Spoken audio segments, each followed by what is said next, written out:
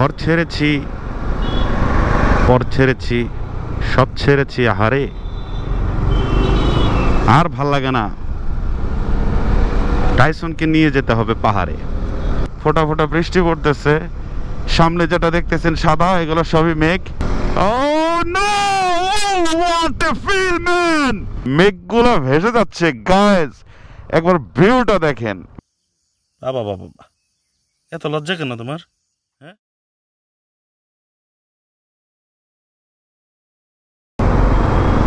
ঘর ছেড়েছি, পর ছেড়েছি, সব ছেড়েছি, আহারে আর ভাল লাগে না।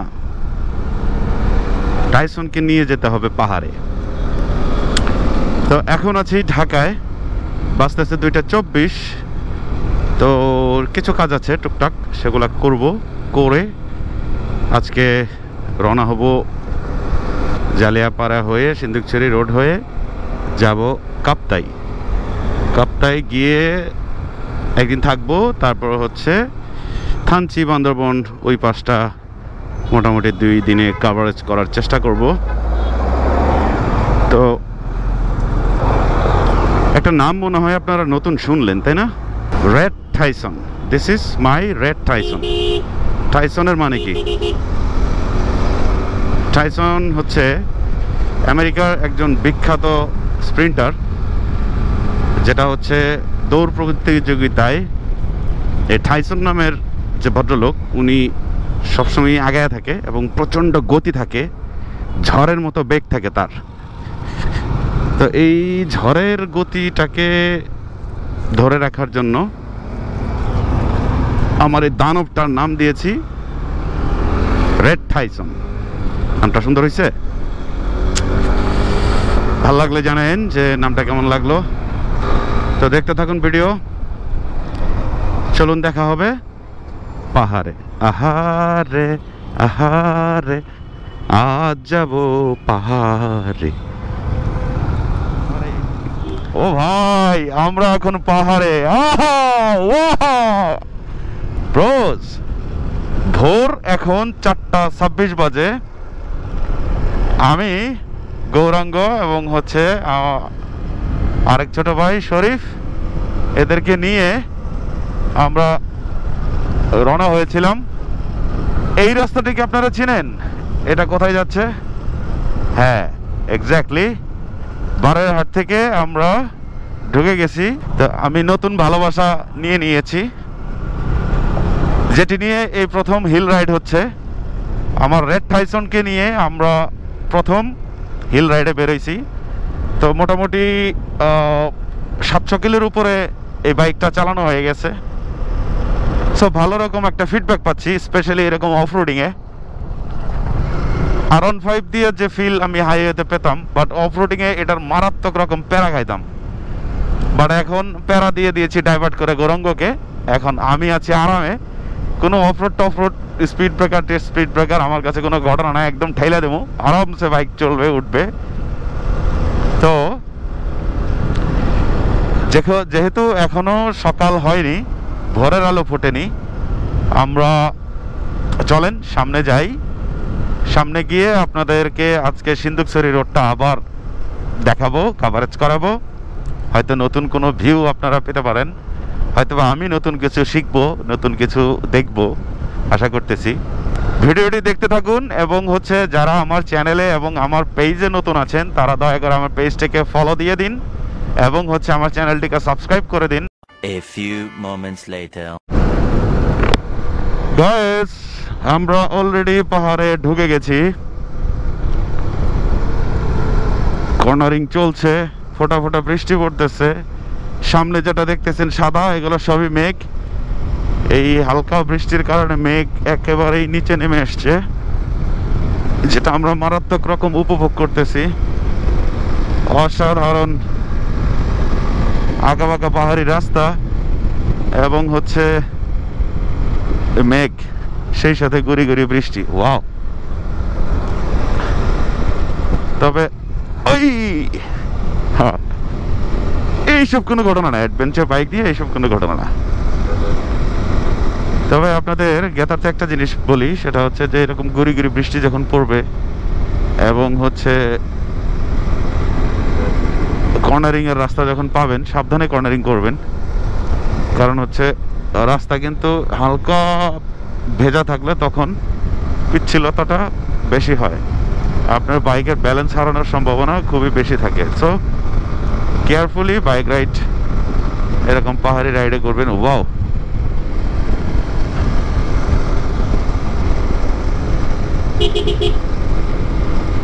মোটামুটি আমরা একটু মেঘের মাঝখান দিয়েই যাচ্ছি, সেই একটা ফিল আমরা পাচ্ছি এখন।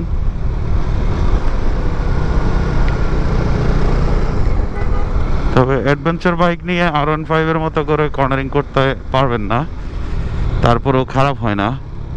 তবে যেহেতু বাইকটার সাথে আমি নতুন, দ্যাটস ওয়াই একটু অ্যাডজাস্ট হইতে সময় লাগতেছে।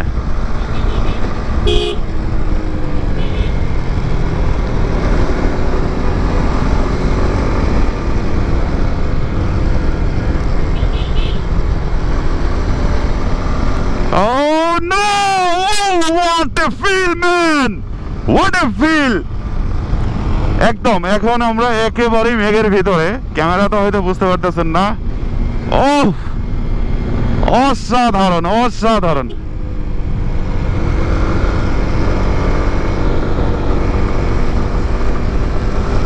এই জন্যই তো পাহাড়ে আসা, এই জন্যই পাহাড়কে এত ভালোবাসা।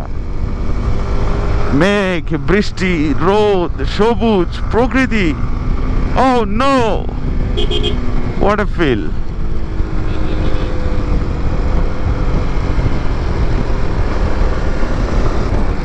আরো ভাইয়েরা আসছে হিল রাইডে।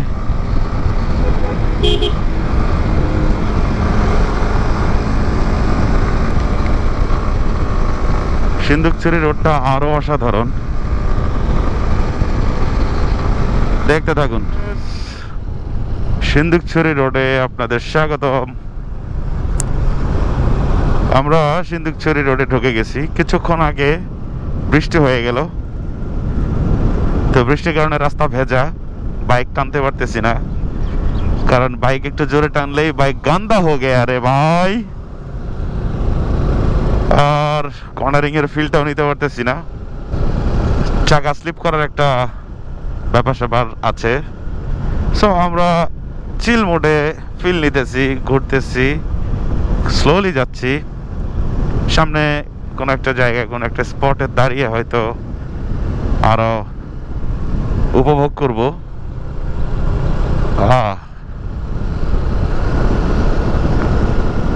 কিছু কিছু জায়গায় মেঘ পাচ্ছি, অসাধারণ এই মেঘের ভেতর দিয়ে রাইড করার অনুভূতি। বাট হচ্ছে যারা, এই তুই ময়লা দিতেছিস কেন মারে, তোর চাকার পানি আসতেছে, ছি গন্ধ। ওই যে ওই যে ওই যে ওই যে ক্যামেরাতে দেখতে পাচ্ছেন কিনা জানি না, ওই যে ওই গাছের সাথে, ওই গাছের ওই দিক দিয়ে কিন্তু মেঘ যাচ্ছে। এইখান দিয়েও কিছু কিছু মেঘ আছে। আসলে মেঘের ভেতর দিয়ে গেলে মনে হয় কি যে কুয়াশার মাঝখান দিয়ে বাইক রাইড করে যাচ্ছি, বাট এইখানে আসলে কুয়াশা না, সেটা মেঘ। আমরা কিন্তু এখন আসলে অনেক উপরে, অনেকটাই উপরে। আশপাশ দিয়ে যেটা দেখতে পাচ্ছি সেটা হচ্ছে বিশাল খাদ নামে গেছে। তো সকালবেলার যে আবহাওয়াটা, এখন 6:42 বাজে, পিওর অক্সিজেনের যে কি একটা মজা, এবং হচ্ছে এটা যে কত একদম একদম মানে কত নিরেট একটা জিনিস। ওফ, আল্লাহ পাক পাহাড়কে এমন ভাবে তৈরি করেছেন যে কি দেয় না এই পাহাড়ে, আল্লাহ পাক সব দিছে, সৌন্দর্য, তারপরে হচ্ছে আরো কত কি। দেখেন অবস্থা, কত বড় বড় পাহাড়, কত বড় বড় গাছ। ও আহা আহা, সুবহানাল্লাহ, আল্লাহু আকবার, আহা, what a view man! এখানে না দাঁড়াইলে তো গুনাহ হবে।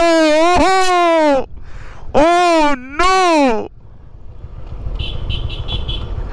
আহা, এইটা তো কি বলবো, মেঘগুলো ভেসে যাচ্ছে গাইস। একবার ভিউটা দেখেন, ভিউটা দেখেন, জাস্ট ইমাজিন একটা ভিউ। ওহ, তো এই জায়গাটাতে দাঁড়াতে হবে। এখন আমরা এখানে কিছু ফটোশুট করব, তারপরে সামনের দিকে আগাবো। ও মানে এই এই বৃষ্টিটা না হলে এই মেঘগুলো পাওয়া যেত না। আপনারা কি দেখতে পাচ্ছেন গাইস? ওই দূরে মেঘ ভেসে যাচ্ছে, একদম রাশি রাশি মেঘ। ওহ, হোয়াট এ ভিউ! আল্লাহু আকবার, সুবহানাল্লাহ। সূর্য মামা একটু একটু করে উকি দিচ্ছে, তো অসাধারণ। এখন একটা ড্রোন শুট নিতে পারলে সবচেয়ে বেটার হতো, but I have not drone, আমার ড্রোন নাই। গাইস, এই মুহূর্তে দাঁড়িয়ে আছি সিন্দুকছড়ি রোডে, যে জায়গাটাতে আমি সিন্দুকছড়িতে এইবার দিয়ে সেকেন্ড টাইম এই রোডটাতে। এর আগের বারও এসে এই জায়গাটাতে দাঁড়িয়েছিলাম। এই যে 3টা বাইক, আমরা 3জন রাইডার আসছি ঘুরতে বেড়াইতে। তো এখন এমন একটা জায়গায় দাঁড়িয়ে আছি, আর আমার সামনের যে ওয়েদারটা, মানে চোখ ফেরাতে পারতেছি না। ওয়েদারটা এত সুন্দর, অসাধারণ প্রকৃতি, পেছনে পাহাড়, আমার সামনেও পাহাড়। মানে ওয়েদারটা কি বলবো, হালকা একটু বৃষ্টি হওয়ার কারণে ওয়েদারটা এত জস হয়ে গেছে যে মনে হচ্ছে যে এখানেই ঘন্টা 2 কাটায় দেই, এখান থেকে না সরলাম। মানে যে জন্য আসলে পাহাড়ে আসা, প্রকৃতি দেখা, গাছপালা দেখা, সবুজ দেখা এবং মেঘ দেখা, বৃষ্টি দেখা, রোদ দেখা, একবারেই সব কিছু কিন্তু পেয়ে যাচ্ছি। হোয়াট এ ভিউ ম্যান, অসাধারণ প্রকৃতি। এই যে দূরে দেখেন, এই যে দূরে, এগুলা সবই হচ্ছে মেঘ। কি সুন্দর মেঘ, অসাধারণ মেঘ।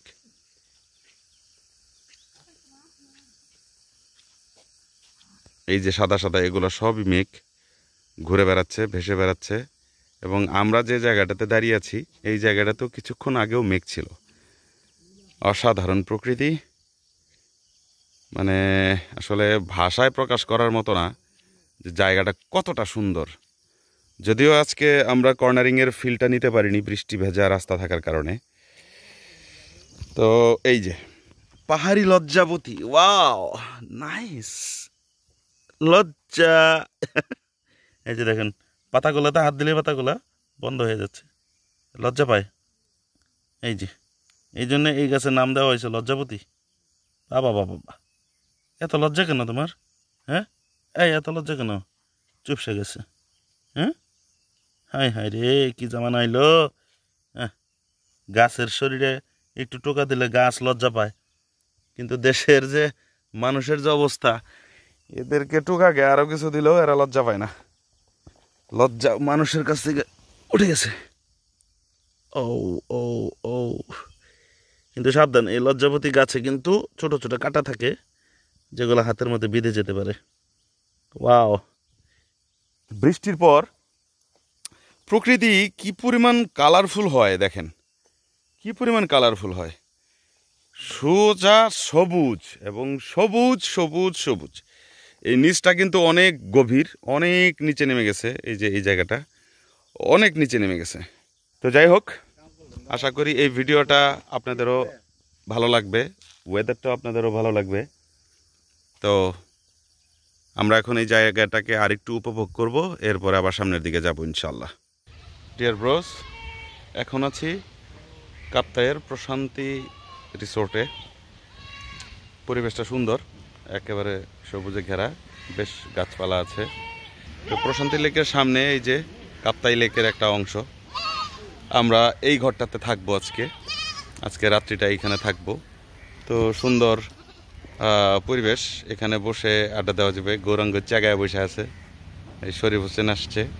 হ্যাঁ, পরিবেশটা কিন্তু অসাধারণ সুন্দর। তো এখন আমরা আসলে খুবই টায়ার্ড।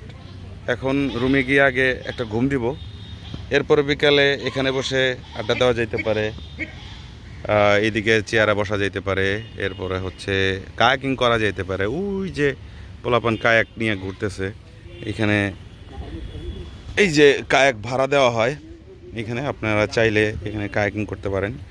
এটা নিয়ে ঘুরে বেড়াতে পারেন। এই দিক দিয়ে সুন্দর, অনেকেই ঘুরে বেড়াচ্ছে, অনেক বাচ্চা কাচ্চারা ঘুরে বেড়াচ্ছে। পরিবেশটা অসাধারণ ভাল লাগছে ব্যাপারটা। তো এখন রেস্ট নেই, তারপরে আবার বিকালে কথা হচ্ছে। এখানে বসে আড্ডা দিলে কিন্তু সেই লাগবে, অস্থির লাগবে, জায়গাটা সুন্দর। এবং এখানে ঢুকতে গেলে আপনাকে 20 টাকা টিকিট নিতে হবে, দেন আপনি এখানে ঘুরতে পারবেন, বেড়াতে পারবেন। এই শরীফ, ওহো সুন্দর একটা জিনিস পাইছি তো।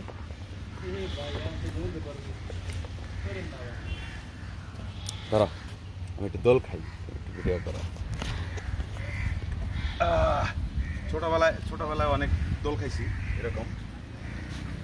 ওহো ঘুমায় গেলাম। ও নো, সেই ফিল। এরকম হেলানি দিতে যাই, পিছন থেকে বইরা গেলে খবর আছে। অসাধারণ সেই একটা অস্থির। ওয়াও। কাপ্তাই লেক দিয়ে নৌকাও যাতায়াত করে, পর্যটকদের নিয়ে একটু ঘুরে বেড়ানোর জন্য নৌকা আছে। টাকা হইলে সবই সম্ভব। হ্যাঁ, টাকা হইলে সবই সম্ভব। ফোটা বৃষ্টি পড়তেছে, যদিও বৃষ্টির পরিমাণটা খুব একটা বেশি না। ঝুম বৃষ্টি নামলে ভেজা যাইতো, তাই না?